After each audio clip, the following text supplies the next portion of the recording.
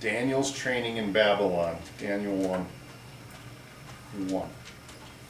In the 3rd year of the reign of Jehoiakim, king of Judah, Nebuchadnezzar, king of Babylon, came to Jerusalem and besieged it.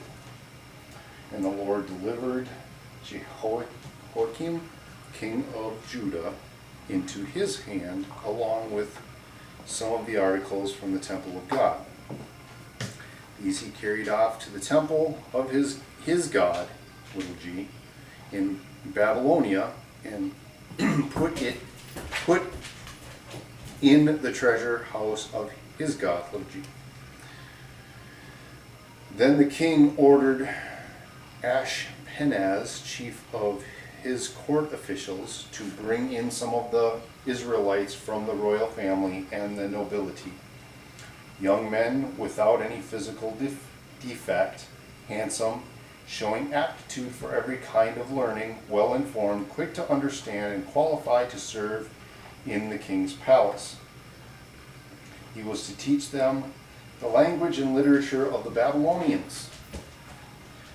The king assigned them a daily amount of food and wine from the king's table. They were to be trained for 3 years, and after that they were to enter the king's service. Among these were some of Judah: Daniel, Hananiah, Mishael, and Azariah.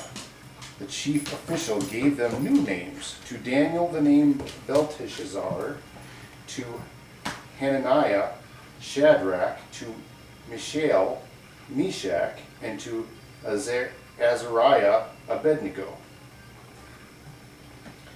But Daniel resolved not to defile himself with the royal food and wine, and he asked the chief official for permission not to defile himself this way. Now God had caused the official to show favor and sympathy to Daniel, but the official told Daniel, "I am afraid of my lord the king, who has assigned your food and drink. Why should he see you to looking worse than the other men of your age? The king would then have my head because of you." Daniel then said to the guard, whom the chief official had appointed over Daniel, Hananiah, Mishael, and Azariah, "Please test your servants for 10 days. Give us nothing but vegetables to eat and water to drink. Then compare our appearance with that of the young men who eat the royal food, and treat your servants in accordance with what you see."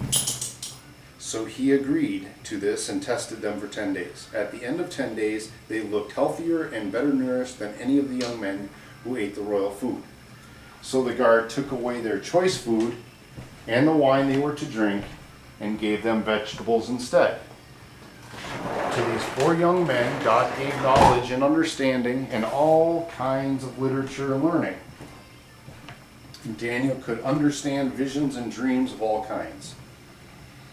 At the end of the time set by the king to bring them in, that would have been 3 years, the chief official presented them to Nebuchadnezzar. The king talked with them, and he found none equal to Daniel, Hananiah, Mishael, and Azariah. So they entered the king's service in every matter of wisdom and understanding about which the king questioned them. He found them 10 times better than all the magicians and enchanters in his whole kingdom. And Daniel remained there until the 1st year of King Cyrus, Nebuchadnezzar's dream. So, chapter 1 talks about Daniel, Mishael, Azariah, and Hananiah. After Jerusalem was taken over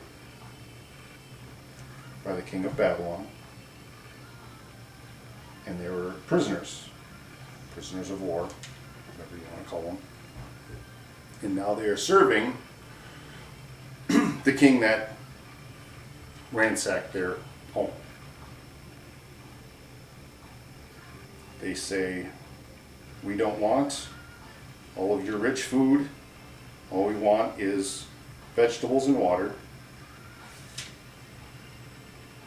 The official was afraid that he'd get in trouble because their countenance, they would be sick. He thought they would be sick. But they were healthier doing what they did. So, and after 3 years, Nebuchadnezzar saw how much more valuable they were as God respecting men, their God, the God of Abraham, Isaac, and Jacob, versus the Babylonian God, whichever that one was.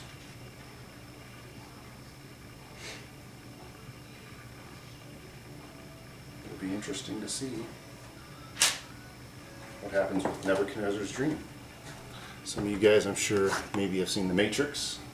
There's a direct reference to King Nebuchadnezzar in The Matrix.